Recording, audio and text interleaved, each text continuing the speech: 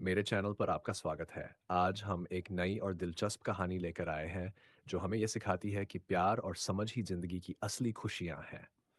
इस कहानी में एक बूढ़ी माँ और उसके 5 बेटों के रिश्ते की एक सच्ची तस्वीर है। तो चलिए, बिना देर किए, जानते हैं इस कहानी के बारे में जो हमें कुछ खास सीख दे जाती है।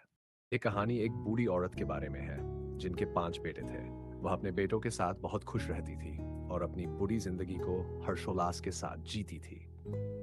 हर दिन जब वह अपने बेटों को देखती और मुस्कुराती, उसे लगता था कि उसके पास सब कुछ है। उसके 5 बेटे, जो कभी उसे प्यार करते थे, कभी उसका ध्यान रखते थे। उसकी दुनिया बस उन्हीं 5 बेटों की थी। लेकिन एक दिन उसका सबसे बड़ा बेटा शहर जाने की तैयारी कर रहा था। शहर पहुंचने के बाद वह पूरी तरह बदल गया। वहां नए लोगों से मिलने, नए विचारों को समझने से उसकी सोच बदल गई थी। उसने सोचा कि माँ को शायद कुछ और चाहिए जो उसने अब तक नहीं समझा था। इसलिए वह माँ को ज्यादा पैसे और सामान देने लगा और उनके लिए ज्यादा सुविधाएं जुटाने लगा। माँ को यह महसूस हुआ कि अब उसके बेटे ने उससे प्यार करना छोड़ दिया है। उसका दिल दुखा, लेकिन उसने कुछ नहीं कहा।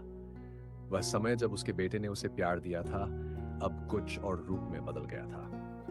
उसके बेटे को यह लगने लगा कि पैसे और सामान से ही माँ की खुशी मिल सकती है। कुछ समय बाद जब वह माँ घर वापस आई, तो उसने देखा कि बाकी के 5 बेटे भी अपने अपने रास्ते पर चल पड़े थे।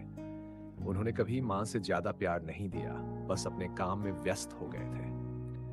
माँ को यह समझ में आया कि दुनिया बदल चुकी थी और अब उसके 5 बेटे भी अपनी जिंदगी में उलझे हुए थे। माँ ने सोचा, जब उन्हें जरूरत थी तब तो उन्होंने मुझसे प्यार किया। अब उन्हें लगता है कि पैसे से सब कुछ खरीदा जा सकता है।